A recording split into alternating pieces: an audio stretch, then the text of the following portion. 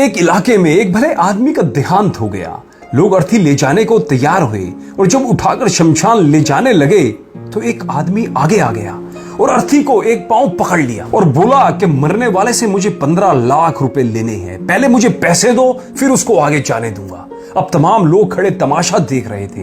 बेटों ने कहा कि मरने वाले ने हमें तो कोई ऐसी बात नहीं बताई कि उन्होंने किसी को 15 लाख रुपए देने थे, इसलिए हम कोई 15 लाख आपको नहीं दे सकते। मृतक के भाइयों ने भी कह दिया कि जब बेटे जिम्मेदार नहीं है तो हम क्यों दे, हम तो भाई हैं। अब सारे लोग खड़े होकर ये तमाशा देख रहे थे और उसने अर्थी पकड़ी हुई थी। जब काफी देर गुजर गई तो बात घर की औरतों तक भी पहुंच गई। मरने वाले की इकलौती बेटी थी। जब ये बात उस बेटी ने सुनी तो वो फौरन अपना सारा जेवर उतारकर और अपनी सारी नकदी रकम जमा करके उस आदमी के लिए भिजवा दी और कहा कि भगवान के लिए ये रकम और जेवर बेच के उसकी रकम रखो और मेरे पिताजी की अंतिम यात्रा को ना रोको। मैं मरने से पहले आपकी बाकी रकम का जल्द से जल्द बंदोबस्त करके आपको भिजवा दूंगी। अब वह अर्थी पकड़ने वाला शख्स खड़ा हुआ और सारे लोगों से मुखातिब होकर बोला, असल बात यह है कि मरने वाले से 15 लाख लेना नहीं बल्कि उनके 15 लाख मुझको देना है और उनके किसी वारिस को मैं नहीं जानता था तो मैंने ये खेल खेला।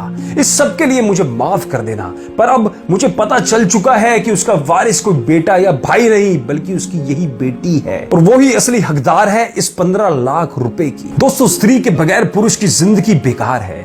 उसे हमेशा एक स्त्री का साथ चाहिए, फिर वो चाहे मंदिर हो या संसार। कैसे, आइए बताता हूं। मंदिर में कृष्ण के साथ राधा, राम के साथ सीता, शंकर के साथ पार्वती।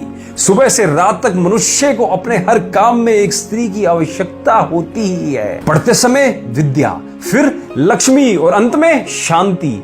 दिन की शुरुआत उषा के साथ, दिन की समाप्ति संध्या से होती है, किंतु काम तो अन्नपूर्णा के लिए ही होता है। रात यानी निशा के समय भी निंदिया रानी, सोने के बाद सपना, मंत्रोच्चार के लिए गायत्री, ग्रंथ पढ़े तो गीता। मंदिर में भगवान के सामने वंदना, पूजा, अर्चना, आरती, आराधना और ये सब भी केवल श्रद्धा के साथ। अंधेरा हो तो ज्योति, अकेलापन लग रहा हो तो प्रेमवती एवं स्नेहा, लड़ाई लड़ने जाएं तो जया और विजया, बुढ़ापे में करुणा वो भी ममता के साथ, गुस्सा आ जाए तब क्षमा। इसलिए तो धन्य है स्त्री जाति जिसके बगैर पुरुष अधूरा है। मुझे आशा है कि आप मेरी ये स्त्री की प्रज्ञा को समझ चुके होंगे। इसलिए चाणक्य भी कह गए हैं कि स्त्री के प्रति अपने मन में कभी गलत विचार ना लाएं, नहीं तो वो ही आपके विनाश का कारण भी बनेगी। मत भूलो कि स्त्री होना अपने आप में गर्व की बात है। एक स्त्री एक अच्छी गुरु, एक अच्छी मैनेजर, एक ऐसी डोर है जो हर काम में सामंजस्य बनाकर रखती है। वो अपने